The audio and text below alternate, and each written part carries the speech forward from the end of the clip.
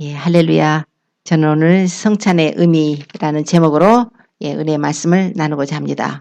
우리 기독교에는요, 두 가지의 아주 귀중하고 성스러운 예식이 있습니다. 아주 거룩한 예식인데요. 이것은 하나는 세례고 하나는 성찬입니다. 이 세례와 성찬은 예수님께서 직접 제정하신 것이에요. 그래가지고 신적인 권위가 있는 것입니다. 우리 세례는 성부와 성자와 성령의 이름으로 물을 가지고 씻는 예식이에요. 그래서 예수님을 처음 믿을 때 예수님을 이제 구주로 영접하고 회개하고 주님께 나왔을 때 이제 예수님을 믿는 그 입문식과 같은 그런 예식이지만 거룩한 예식입니다. 이 세례에 대해서 이제 세례를 정의를 내린다면은 로마서 6장 3절 이하에 보면은 무릇 예수 그리스도와 합하여 함께 세례를 받은 우리는 그의 죽으심과 합하여 세례를 받았다고 말씀을 합니다. 예수님이 십자가에서 죽으셨는데요. 우리가 예수님의 이름으로 우리가 세례를 받는 것은 그분의 죽으심과 연합해서 세례를 받는 것이랍니다. 그분의 죽으심과 합해서 세례를 받았다면은 그분이 장사 되셨을 때에 우리도 함께 장사가 되었다는 거예요. 이것은 바로 하나님의 영광으로 아버지의 영광으로 말미암아서 예수 그리스도를 죽은 자 가운데서 살리신과 같이 우리도 새 생명 가운데 행하게 하려고 하신다는 거예요. 그래서 예수님 죽음과 연합해서 죽었다면은 예수님이 부활하심으로 말미암아서 부활과도 연합해서 우리가 새 생명을 얻고 부활을 한다는 것입니다. 이게 영적인 의미가 있어요. 베드로전서 3장 21절에 보면은 베드로 사도는 이 세례에 대해서 이렇게 말씀해요. 물은 이제 예수 그리스도의 부활하심으로 말미암아 너희를 구원하는 표라 그래요. 예수님이 부활하셔서 이제 우리를 구원하는 표가 바로 세례라는 것입니다. 그러나 그것은 육체의 더러운 것을 제하해버린 것이 아니고 우리의 선한 양심이 하나님을 향하여 찾아가는 거예요. 세례라는 것은 세례를 했음으로써 내 죄가 완전히 씻어져 버려가지고 깨끗해졌다 이런 의미보다 이전에 죄 짓고 살던 죄의 사람들이 옛사람은 십자가에 못 박아 죽었고 이제 새 사람으로 거듭나서 나의 선한 양심으로 우리가 하나님을 향하여 찾아가는 것이 바로 세례라고 말씀합니다. 우리 예수님께서도요 세례를 받으셨어요. 우리 예수님께서 이제 공생의 사역을 시작하시기 전에 먼저 세례 요한에게 이제 침례 요한에게 가셔서 세례를 받으러 가셨습니다. 그랬더니 침례 요한이 아니 내가 당신에게 세례를 받아야 될 텐데요. 당신이 내게로 오십니까? 예수님께서 이제 허락해라. 이렇게 행하여 우리가 이 모든 의를 이루는 것이 합당한 것이다. 이렇게 해서 세례 요한이 예수님의 세례를 드립니다. 물속에 들어갔다가 예수님이 이제 물속에서 나오실 때 하늘문이 열린 거예요. 하늘문이 열리고 성령이 비둘기 형체로 하늘에서부터 임해서 예수님의 머리 위에 임하실 때에 하늘에서 소리가 납니다. 이는 내 사랑하는 아들이요 내 기뻐하는 자라. 이렇게 소리가 나요. 예수님이 세례를 받으셨어요. 그런데 세례요한이 세례를 베풀 때는요. 이 세례가 어떤 의미가 있냐면 죄 사함을 얻게 하는 세례예요. 회개하라. 천국이 가까웠다. 그래서 죄를 회개하고 세례를 받는 건데 예수님은 죄가 없으세요. 예수님은 의인이시죠. 예수님은 남자의 후손 아담의 혈통으로 오신 분이 아닙니다. 하나님의 아들이세요. 성령으로 잉태돼서 동정녀 마리아를 통해서 그 태를 빌려서 예수님이 오셨습니다. 비록 육신으로 오셨어도 하나님의 아들이시며 완전한 사람이시며 완전한 하나님으로 오신 것인데 예수님만큼은 죄의 혈통이 아니에요. 원죄가 유전되지 않았어요. 예수님은 죄가 없으신 분이신데 예수님이 그 죄사함을 얻게 하는 세례를 받으셨다는 거예요. 좀 이상하죠? 예수님은 죄가 없으신데 왜 죄사함을 얻게 하는 세례를 받으셨을까? 바로 그것은 이와 같이 하여 모든 의를 이루는 것이 합당하니라. 이와 같이 하여 예수님께서 우리 죄인들의 대표로 오신 것이에요. 우리 죄인들을 대표해서 이제 예수님께서 십자가의 고난을 받으시고 십자가에 못 박혀 죽으시고 부활하실 터인데 예수님께서 십자가에 죽으시는 것은 예수님께서 죽으시고 부활하신 것은 바로 인류의 죄를 담당하시고 우리 인류에게 속죄의 은혜를 베푸셔서 우리를 구원하시려고 예수님이 십자가의 고난을 받으신 것이기 때문에 예수님께서는 우리 인간의 죄를 담당하실 우리 인류의 대표가 되기 위해서 오셨다는 거예요. 아담이 우리의 인류의 대표잖아요. 첫 번 사람 아담은 우리 혈통적으로 우리 인류의 대표입니다. 그래서 지금도 예수님을 믿지 않고 있는 사람들은 그 인류의 대표인 아담에 속한 자가 되어서 땅에 속한 자가 되어서 멸망으로 갈 수밖에 없어요. 죄가 있기 때문에 죄로 인해서 심판을 받을 수밖에 없기 때문에 하나님께서는 또 한 분을 보내셨는데 바로 하나님의 독생자를 보내셔서 그 예수님을 우리 인류의 대표로 삼아주셨어요. 누구든지 믿는 자들은, 예수 그리스도를 믿는 자들은 아담 안에 있던 자들이 예수님께로 그의 사랑의 아들의 나라로 옮겨서 우리가 새 생명을 얻고 예수님이 우리의 대표시기 때문에 그분을 따라서 천국까지 가게 되는 것입니다. 그래서 예수님께서 이제 세례를 받으셨어요. 그로 제자들도 나가서 이제 예수님이 직접 세례를 주신 건 아니지만 예수의 이름으로 이제 세례를 그때 베풀게 됩니다. 예수님께서 고난을 받으시고 죽으시고 부활하시고 이제 승천하시면서 제자들에게 마태복음 28장 18절 이하 이렇게 말씀을 하세요. 하늘과 땅의 모든 권세를 내게 주셨으니 그러므로 너희는 가서 모든 족속으로 제자를 삼아서 아버지와 아들과 성령의 이름으로 세례를 주고 내가 너희에게 분부한 모든 것을 가르쳐 지키게 하라. 보라 내가 세상 끝날까지 너희와 항상 함께 있으리라. 예수님이 가서 아버지와 아들과 성령의 이름으로 세례를 주라고 하셨어요. 그래서 예수님께서 제자들에게 3년 반 동안 공생 기간 동안에 이제 가르치시고 사역하시는 걸 다 보여주셨죠. 이것을 너희에게 분부한 모든 것을 가르쳐서 지키게 하라는 거예요. 그래서 제자들이 예수님이 이제 승천하시고 오순절에 성령이 임하신 후에 제자들이 성령을 받고 나가서 그들이 가서 외친 것이 바로 회개의 세례였어요. 그래서 사도행전에 보면은 사도행전 2장 38절에 보면은 너희가 각각 회개하여 예수 이름으로 세례를 받고 죄사함을 얻으라. 그리하면 성령을 선물로 받으리라. 그러니까 회개하고 세례를 받아가지고 너희들이 죄사함을 얻으라고 이렇게 외쳤어요. 예수의 이름으로. 그래서 제자들이 나가서 예수의 이름으로 세례를 베풀었죠. 세례를 베풀므로써 옛사람은 죽었고 예수님이 부활하신 새 생명으로 이제 새 사람이 되어서 하나님을 섬길 수 있도록 하셨어요. 자, 그런데 이제 오늘은 이제 성찬의 의미입니다. 성찬은 무엇인가? 거룩한 식사라는 뜻이에요.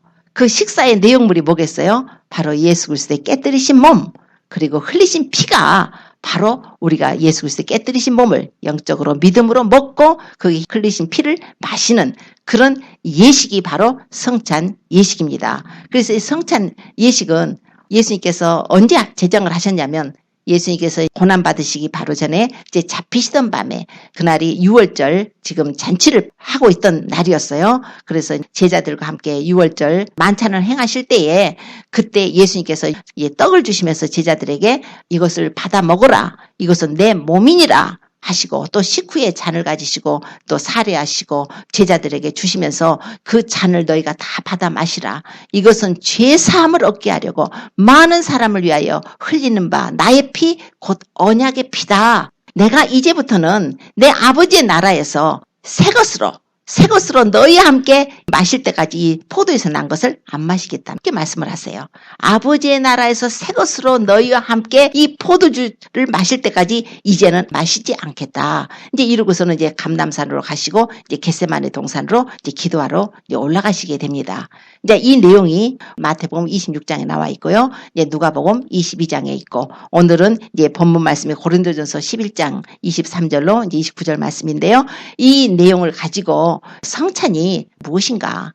이 성찬이 무엇이길래 주님께서 너희는 이것을 행하라. 누가복음에서는 너희가 이것을 행하라 그랬어요. 이것은 내 몸이니까 너희가 이것을 행해서 나를 기념하라. 그래서 바울 사도는 뭐라고 그러냐면 내가 너희에게 전한 것은 주께 받은 것이니 그 주 예수께서 잡히시던 밤에 떡을 가지사 축사하시고 떼어 가라을 때 이것은 너희를 위하는 내 몸이니 이것을 행하여 나를 기념하라. 주님이 하셨고 식후에 또한 이와 같이 잔을 가지시고 말씀하시기를 이 잔은 내 피로 세운 새 언약이니 이것을 행하여 마실 때마다 나를 기념하라 하셨다 한 것입니다. 그러므로 이거 성찬은 누구로부터 온 것인가? 바로 예수 그리스도께로부터 온 거라는 거예요. 그런데 이 성찬이 그럼 구약시대는 없었는가?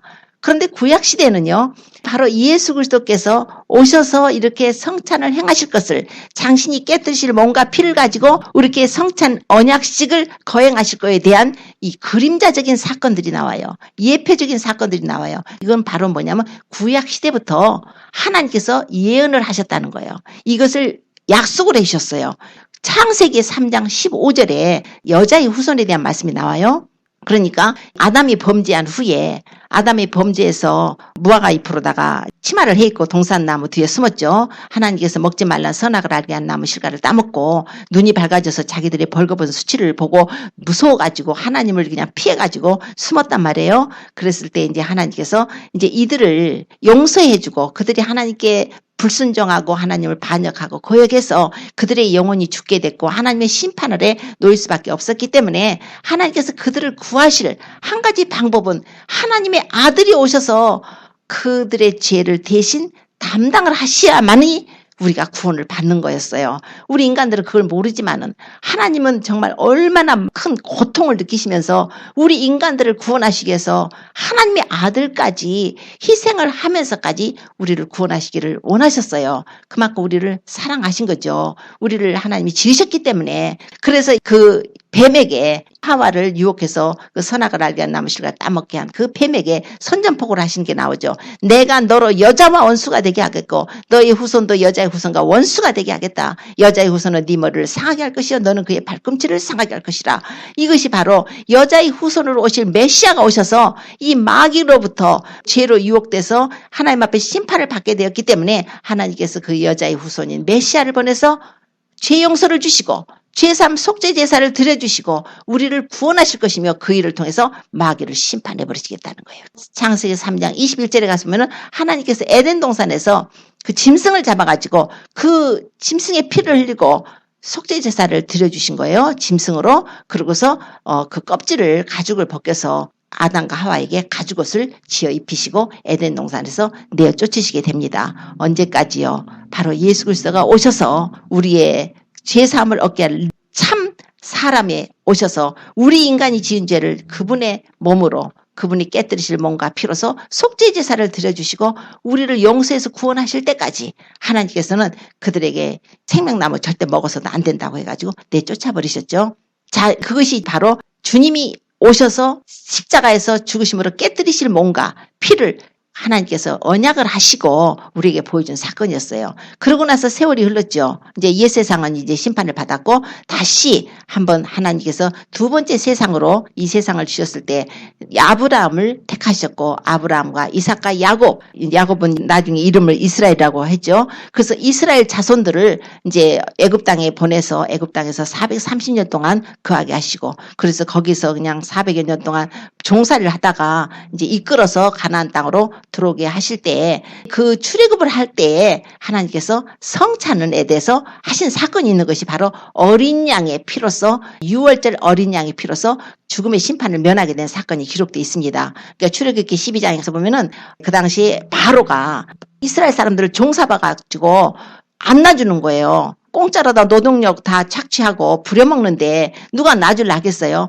하나님이 그 하나님의 팔로다가 그들을 이끌고 나오실 때 애굽 땅에다 10가지 재앙을 내리시죠. 그래서 10가지 재앙 중에 마지막 재앙이 애굽에서 있는 자들의 모든 자들의 장자를 죽이는 심판, 짐승까지도 먼저 난 것은 죽이는 심판이었을 때 그 이스라엘 백성들도 애굽 땅에 살고 있기 때문에 그 백성들을 구원하시기 위해서 하나님께서 한 가지 솔루션으로 그 이스라엘 민족들에게는 어린 양을 잡아라.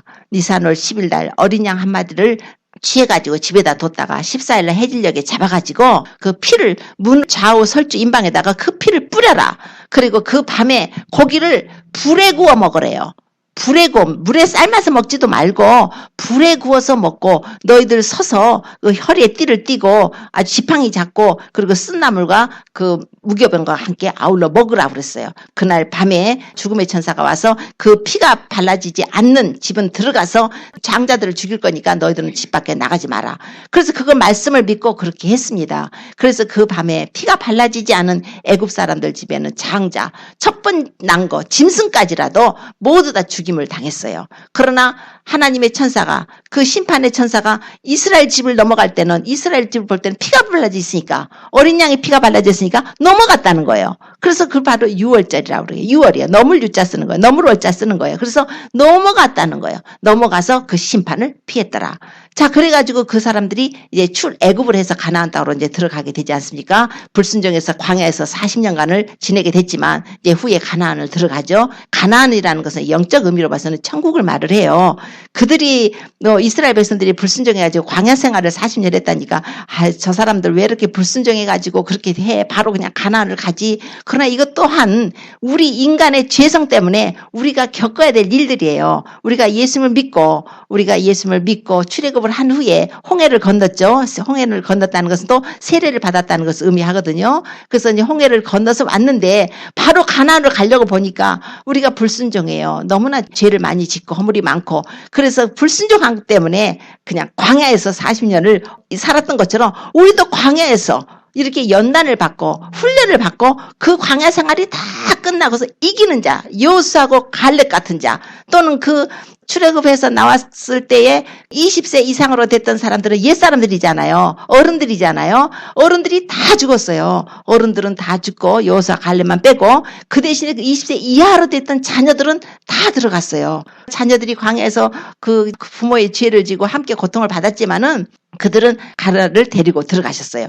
그 마찬가지예요. 우리도 그 옛사람을 죽어버리고 새롭게 거기서 이제 광야 생활에서 태어난 것처럼 새롭게 해서 우리가 이제 가나안을 이제 들어가는 것입니다. 이게 바로 예수님께서 이 6월절 어린 양 예표의 사건이에요. 예수님께서는 실체가 되시고 그 당시 출애굽할 때 이스라엘 백성들이 어린 양을 잡아가지고 피를 흘리고 고기를 불에 구워 먹었다는 건 이제 번제제를 했다는 거죠. 이제 태워서 드린 거는 마찬가지니까. 그래서 예수님께서 우리 죄를 담당해서 십자가에 달려서 번제 제물이 되셨고 속죄 제물이 되셨고 화목 제물이 되셨고 속건 제물이 되시고 이 하나님 앞에 드려지는 제사 그것이 6월절 짐승의 어린 양이 예표고 우리 예수님께서는 실체가 되셔서 오신 것이라는 거예요. 그래서 예수님께서 제자들에게 뭐라고 하셨냐면 내가 이 6월절 먹기를 너희들과 함께 6월절 먹기를 아주 간절히 원하였다 그러셨어요. 예수님께서 오신 목적은요.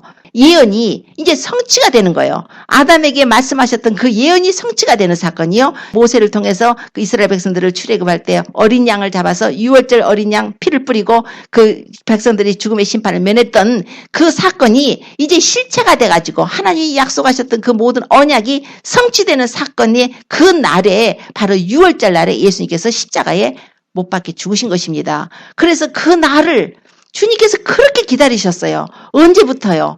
아담이 범죄했을 때부터 그 아담이 그 범죄해가지고 무화과 잎을 해갖고 벌거벗은 수치를 좀 감춰보겠다고 동산나무 뒤에서 하나님 무서워갖고 숨고 막 이렇게 하고 있을 때 하나님께서는 그 아들이 오셔서 십자가의 고난을 받아서 그 깨뜨리실 몸과 피로써 우리 죄를 대신 속죄해 주시고 그 믿는 자들에게 구원을 주시려는 그 계획 속에 하나님께서 언약의 약속을 베푸셨고 이 그 약속을 지키기 위해서 주님이 그동안에 오랜 동안 내가 내려가야 할 텐데 내가 내려가서 와서 쟤들 위해서 죽어야 될 텐데 그래서 주님께서 그렇게 오랜 세월 기다리시고 지금으로부터 2000년 전이지만 아담으로부터는 4000년 지난 후죠. 예수님께서 오셔서 그 십자가의 고난을 받으시는 그 사건을 바로 내가 그 아담 때에 하나님께서 약속하셨던 여자의 후손이며 또한 출애굽했을 때 그 어린 양, 6월절 어린 양이 되어서 하나님의 어린 양이 돼서 심판을 받아주고 속죄제물을 대고 하나님 앞에 그 피해 제사를 드려주기 위해서 오셨다는 것을 알려주시기 위해서 내가 이 6월절을 먹기를 너희들과 함께 그것도 너희들과 함께 먹기를 간절히 원하였다는 거예요. 오늘도 마찬가지입니다. 우리 주님께서 우리와 함께 이 성찬을 행하기를 간절히 원하셔서 오늘 우리를 부르셔서 또 우리가 이렇게 성찬에 참여하는 은혜를 받게 된 거예요. 아무나 성찬을 받는 게 아닙니다. 이거는 예수님이 깨뜨리신 몸이에요. 이건 흘리신 피예요. 그래서 성찬을 주로 생각할 때 우리가 이건 상징적이고 기념하는 거야. 이 정도로 끝나는 게 아니에요. 오늘 우리가 성찬 드리죠. 이 성찬은 예수님의 피와 살을 우리가 먹고 마심으로 믿음으로 먹고 마심으로 하나님의 임재하시는 거예요. 그리스도가 우리하고 연합되고 임재하는 거예요. 굉장히 큰 사건이에요. 하나님과 우리가 하나 되는 사건. 그래서 누구든지 주와 합하는 자는 한 영이라고 하시잖아요. 자, 이렇게 이 성찬의 의미가 있는데 주님께서 제자들에게 그 떡을 주시면서 이제 이것이 내 몸이야. 이것이 바로 내가 너희에게 줄 생명의 떡이다. 이것이 바로 내가 너희를 위해서 흘려줄 피야. 그래서 이거는 새 언약이라고 그러셨어요. 너희와 세우는 새 언약. 구약시대는 율법을 통해서 하나님께서 율법을 지킴으로 이스라엘 백성들을 구원하셨죠. 그러나 이제 그 율법의 성취로 메시아가 오셔서 이제 새 언약을 주시는 거예요. 누구든지 예수 그리스도를 믿음으로 예수님께서 십자가에서 우리를 위해서 죽으시고 부활하시고 그 깨뜨리실 몸과 피로서 우리가 구원을 받게 되기 때문에 우리 예수님께서는 이제 새 언약으로 우리에게 새롭게 세우시는 것입니다. 그러므로 이 성찬의 의미가 첫째가 바로 우리 예수님이 바로 구약의 예언의 성취를 하시러 이 성찬을 행하신 것이에요.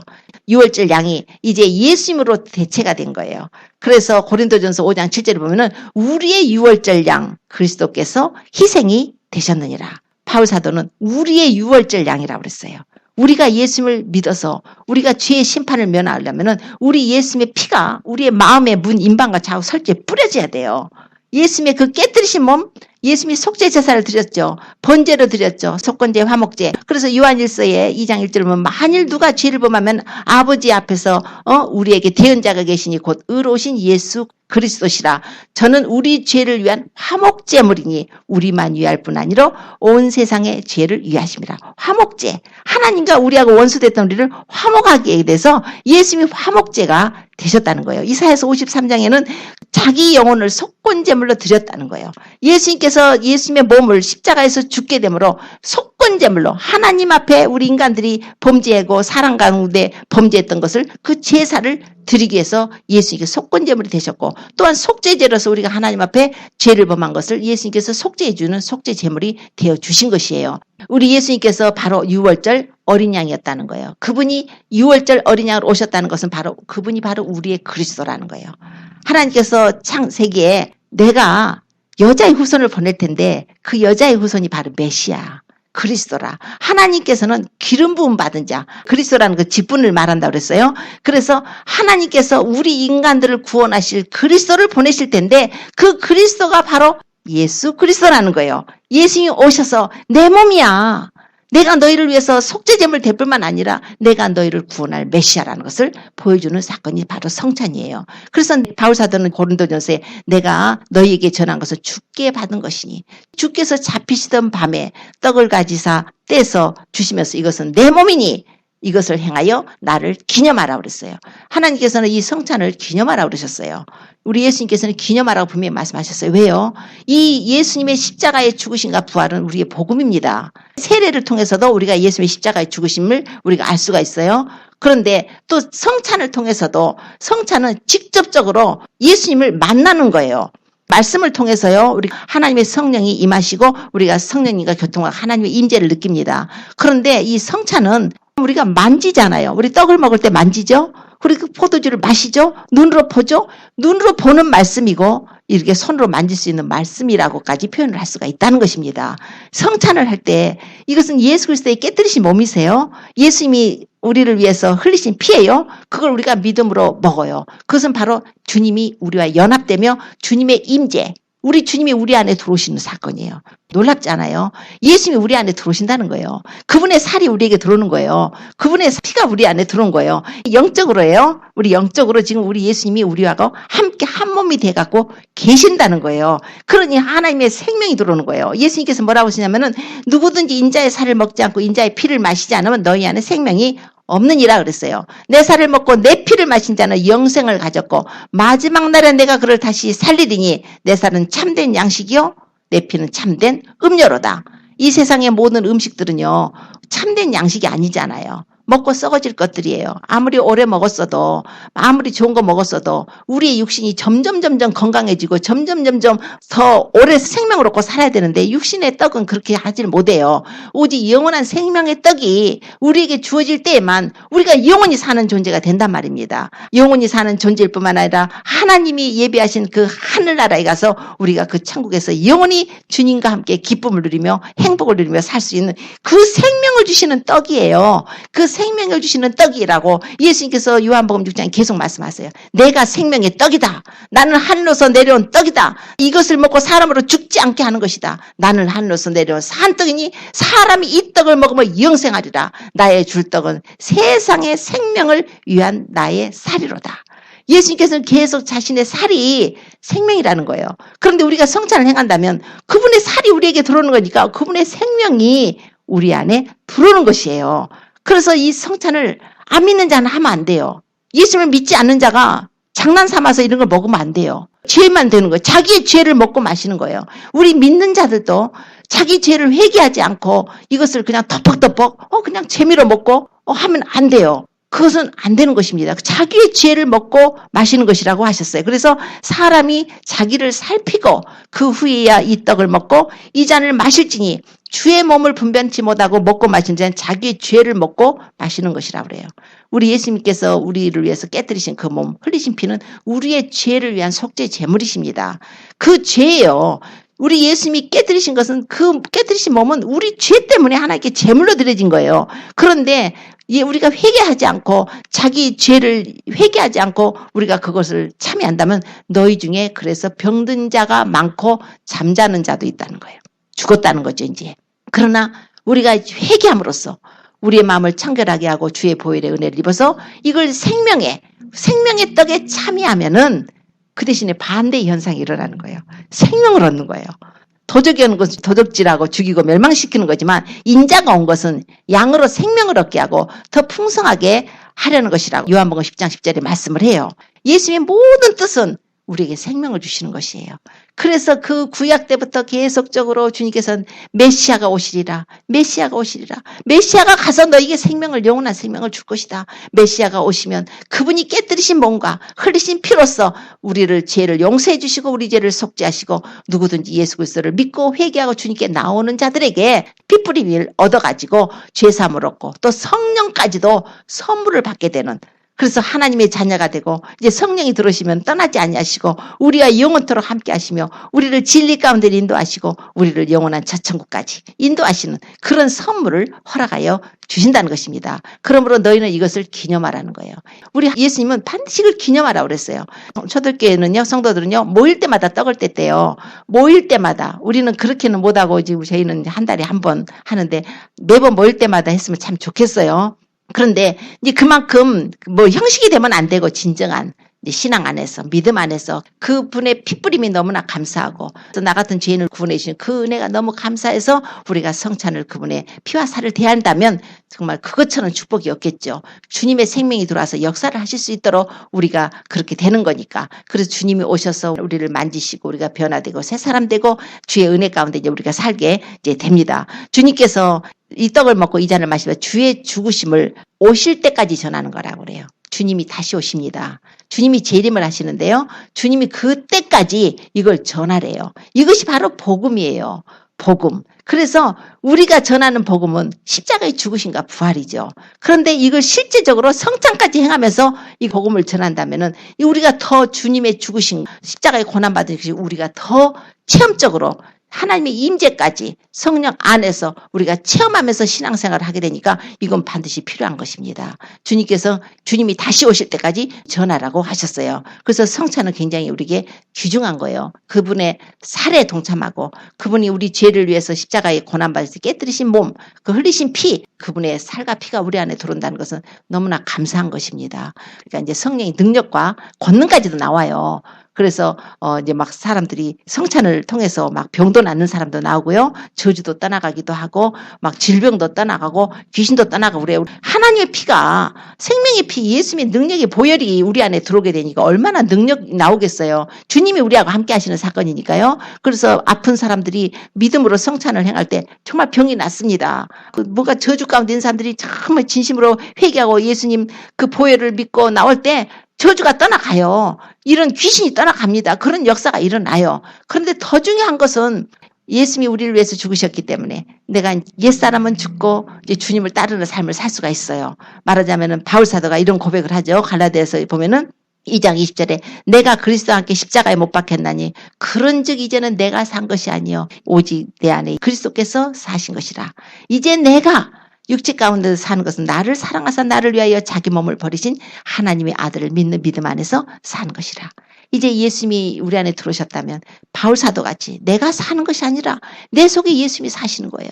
내 속에 예수님이 사시면 이제 그때 주님께서는 우리가 나를 부인하고 나의 죄 짓고 사는 옛사람 부인하고 자기 십자가를 지고 예수님을 따르는 삶을 살아가게 된다는 것이며 또한 그렇게 살기를 원하고 계십니다. 그런데 주님이 또 한 가지 말씀하셨는데요. 그게 뭐냐면 포도주 잔을 주시면서 이제는 내 아버지 집에서 새 것으로 내가 이것을 포도주를 마실 때까지 포도에서 난 것을 다시 안 마시겠대요. 예수님께서 이런 비밀스러운 이렇게 말씀을 하세요. 아버지 집에서요, 새 것으로 너희와 함께 이 포도주, 이 잔을 마실 때까지 예수님은 안 마시겠다. 이게 바로 뭐냐면 아버지 집에서 우리가 새 것으로 마신다는 거예요. 그러니까 성찬에 또 하나의 굉장히 중요한 뜻이 있는데 그것은 바로 우리가 하늘나라에서 예수님과 함께 이 성찬을 행할 것입니다. 그때 예수님에서 새 것으로 예수님의 피로 말미암아서 이 땅에서 구속함을 받은 모든 성도들이 모두 하늘에 올라가서 예수님께서 그 피로 인해서 우리를 구원해 주신 것에 감사하며 정말 거기서 어린 양의 혼인잔치가 벌어지게 되는 거예요. 어린 양의 혼인잔치의 그 포도주 잔을 우리가 마시게 되는데 주님께서는 그것을 미리 보시고 내가 지금 너희들에게 주는 이 잔 내가 아버지 집에서 새 것으로 너희와 함께 마실 때까지 내가 안 마시겠다는 거예요. 우리는요, 우리 예수님이 재림하실 때에 공중에서 혼인잔치가 벌어질 텐데 그때에 주님께서 그 하신 약속의 말씀이 예언이 이루어지게 될 것입니다. 우리 이 땅에서도 우리가 그 소망을 바라봐야 돼요. 우리는 지금 어린 양의 혼인잔치 참여하지는 않았지만은 이 땅에서 신부를 단장을 열심히 해야 돼요. 그분의 보혈의 언약을 우리가 잊지 말고 예수님과 피의 언약을 세웠단 말이에요. 예수님만 사랑하겠노라고, 예수님만 믿겠노라고, 그분만 섬기겠노라고, 그분만 위해서 살겠고 그분만 공경하겠다고 우리가 피의 언약을 맺은 자들이에요. 예수님을 믿는다는 것은 그분과 피의 언약을 맺는 거지 예수님 믿는다는 건 내 머릿속으로 어느 어떤 한 지식으로 어떤 사실을 알았다는 것은 믿는 것이 아닌 거예요. 예수님을 믿는다고 내가 입술에 고백을 하고 주님 앞에 무릎으로 나온 자들은 주님의 성찬에 참여한 자들은 예수님과 피의 언약을 맺었어요. 정말 우리 자신이 예수님과 피의 언약을 맺었다고 생각을 하십니까? 그렇다면 이제는 우리 신랑 되신 예수님을 기다려야 되는 거예요. 그분이 우리의 신랑이 되세요. 그래서 주님께서 세상 때 묻히지 말고 간음하지 말고 다른 남자 따라가지 말고 우상 숭배하지 말고 다른 세속적인 거 따라가지 말고 오직 예수님만 바라보고 우리를 위해서 자신을 목숨을 내주신 그 예수님만 바라보고 그분만 사랑하고 그분만 기다리고 그분을 소망하며 그분만 경외하고 섬기며 우리가 이 남은 우리 육체의 때를 살아야 된다는 것입니다. 이게 바로 성찬의 의미죠. 우리 주님께서는 너희들이 이것을 행하여 나를 기념하라. 내가 바로 생명의 떡이며 내가 바로 너희와 피의 언약을 세워서 영원한 아버지의 나라에서 영원한 새 생명 가운데서 아버지의 나라에서 영원히 그 기쁨과 행복과 아름다운 곳에서 주님과 함께 영원히 살게 하기 위해서 피뿌림 주시려고 깨뜨리신 그 몸이야.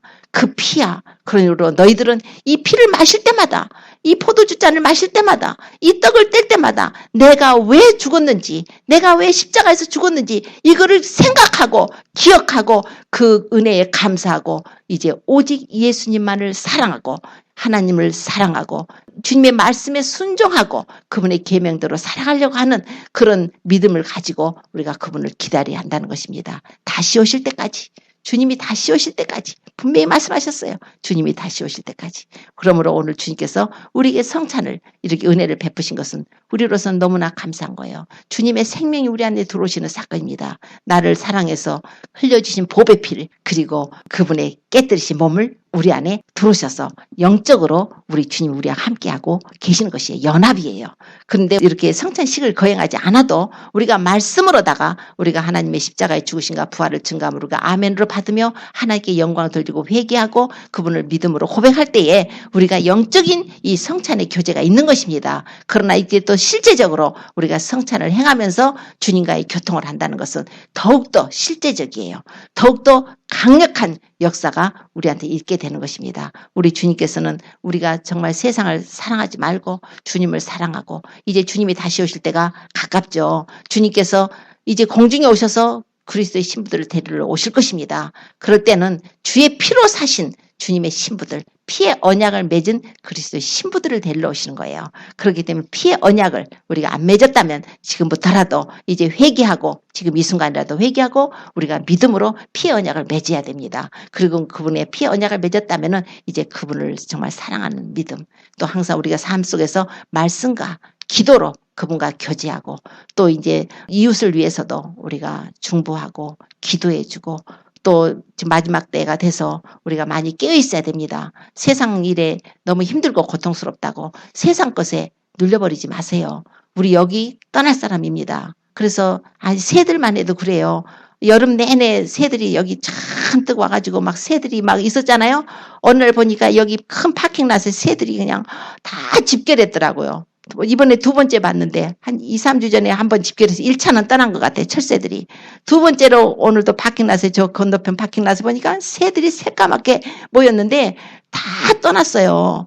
떠났어요. 이제 대개들 가보시면은 새들 없어요. 별로. 참새나 다른 비둘기 종류나 남아있고 그 철새들은 다 떠났더라고요. 우리도 떠납니다. 우리 여기서 영원히 살 사람들 아니에요. 주님이 언제든지 부르시면 본향으로 부르시면 우리가 떠나야 될 사람들이에요. 그러므로 우리가 지혜를 가지시고 이 땅에서 사는 동안 마지막 기회예요. 주님의 영광을 위해서 사십시오. 그분을 더 사랑하십시오. 이웃들도 불쌍히 여겨주고 긍휼히 여겨서 그들을 위해서도 기도해 주세요. 그래서 우리가 믿음으로 우리가 하나님을 기쁘시게 살다가 그분이 부르실 때 정말 공중에 오셔서 나팔소리 날 때 우리 이름 부르실 때 우리가 그냥 할렐루야 감사합니다. 주님 앞에 올라가서 그분의 영광 안에 들어가서 하나님을 찬미하고 영원히 함께하는 축복을 누리시기를 예수님으로 축원합니다. 기도드리겠습니다.